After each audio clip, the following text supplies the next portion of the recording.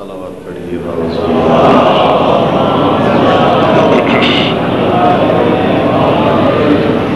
ما شاء اللہ لا حول ولا قوة الا باللہ العلی العظیم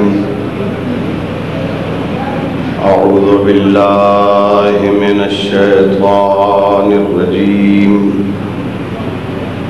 بسم اللہ الرحمن الرحیم الحمد للہ رب العالمین بارئ الخلائق اجمعین والصلاة والسلام والتحیۃ والإکرام على النبی المؤید والرسول المسدد المصطفى الأمجد المحمود الأحمد حبیب الہ العالمین ابی القاسم محمد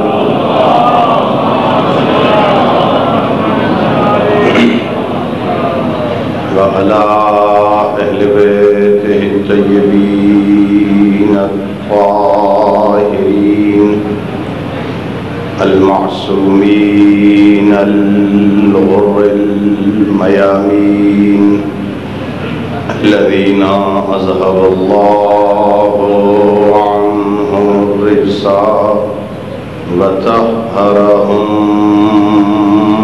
تطهيرا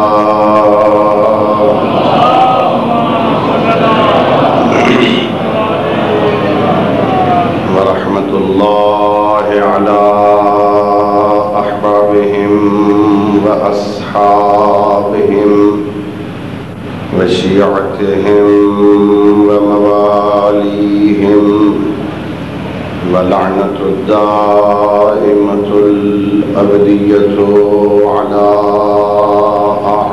أعدائهم أجمعين أما بعد فقد قال رسول الله صلى الله عليه وآله وسلم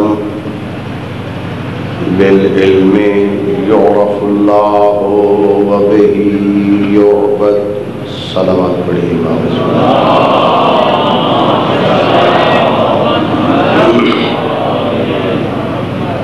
خالق کائنات بحق محمد وآل محمد علیہ الصلاۃ والسلام ہم سب کی اس عبادت کو اپنی بارگاہ میں قبول فرمائے۔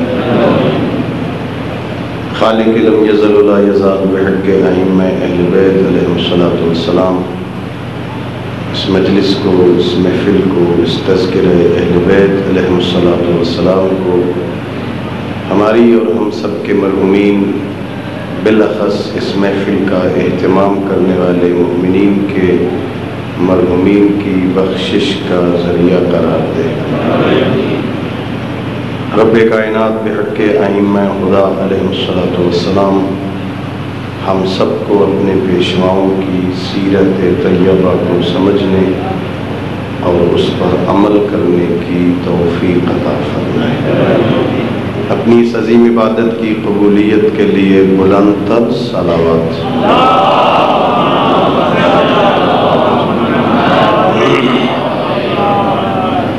دوستو، بزرگوں اور عزیزوں، خداوند قدوس کا لاکھ لاکھ شکر ہے کہ اس ذات ہدیت نے، اس کریم اللہ نے، اس مہربان خالق نے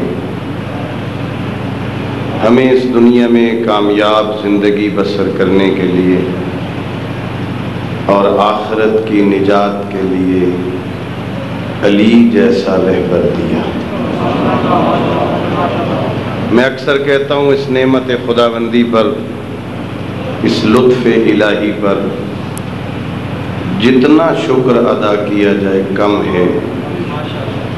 جیسا رہبر اللہ نے ہمیں دیا، جیسا مکتب اللہ نے ہمیں عطا فرمایا، نہ کائنات میں ایسا مکتب کسی کو ملا، نہ کائنات میں ایسا رہبر کسی کو ملا۔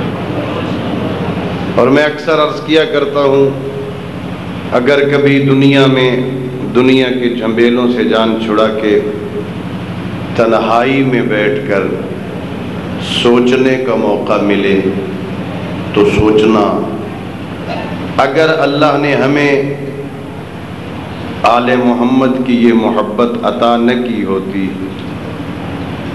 اگر ہمارے قلب و ضمیر میں یہ ولایت و مودت اہل بیت کا جذبہ موجود نہ ہوتا، نہ جانے زندگی میں کس کس بھکاری کے دروازے پہ بھیک مانگتے۔ یہ کتنا بڑا احسان ہے اس کریم اللہ کا کہ اس خالق نے ہمیں ایسی ہستیوں کی محبت عطا کر دی کہ جو ان کا ہو جاتا ہے جنت اس کا مقدر ہو جاتا ہے۔ اللہ نے ہمیں بہترین مکتب عطا کیا، اور اس مکتب کا ترہ امتیاز یہ ہے، اس مکتب کی خصوصیت یہ ہے، اس مکتب کا امتیاز یہ ہے کہ اس مکتب کی بنیاد علم اور معرفت پر ہے۔ اس مکتب کا کوئی ایک مسئلہ ایسا نہیں جو علم کی بنیاد پر قائم نہ ہوا ہو۔ ہم اللہ کو مانتے ہیں تو علم کی بنیاد پر، اور ہمارے مراجع نے، ہمارے بزرگوں نے ہمیں یہی بتایا ہے کہ اصول دین میں تو تقلید ہے نہیں، اللہ کو مانو تو علم کی بنیاد پر۔ اس لیے نہیں مانتے اللہ کو کہ ابا کہہ رہے ہیں مانو اللہ ہے، اس لیے نہیں مانتے کہ مسجد کے امام جماعت نے کہا ہے اللہ ہے لہٰذا میں مان رہا ہوں کہ اللہ ہے۔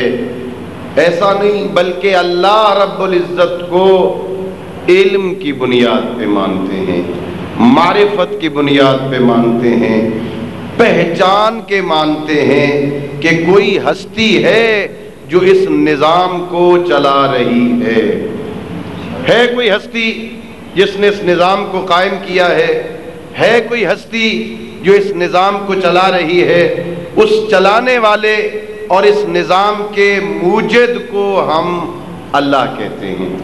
ہم نے پہچانا، ہم نے علم کی بنیاد پہ مانا، ہم نے کسی کے کہنے پہ نہیں مانا کہ آج کسی کے کہنے پہ مان رہے ہیں، کل اگر کوئی اس سے زبردست آ گیا اور اس نے کہا کہ کہو اللہ نہیں ہے، تو آج کسی کے کہنے پہ مانا ہے، کل کسی کے کہنے پہ چھوڑ دیں گے۔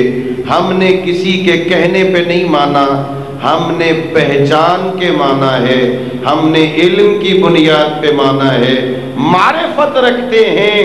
کوئی ایسی ہستی ہے جس کے سامنے محمد و علی بھی جھکتے ہوئے نظر آتے ہیں۔ اللہ یا رسول اللہ،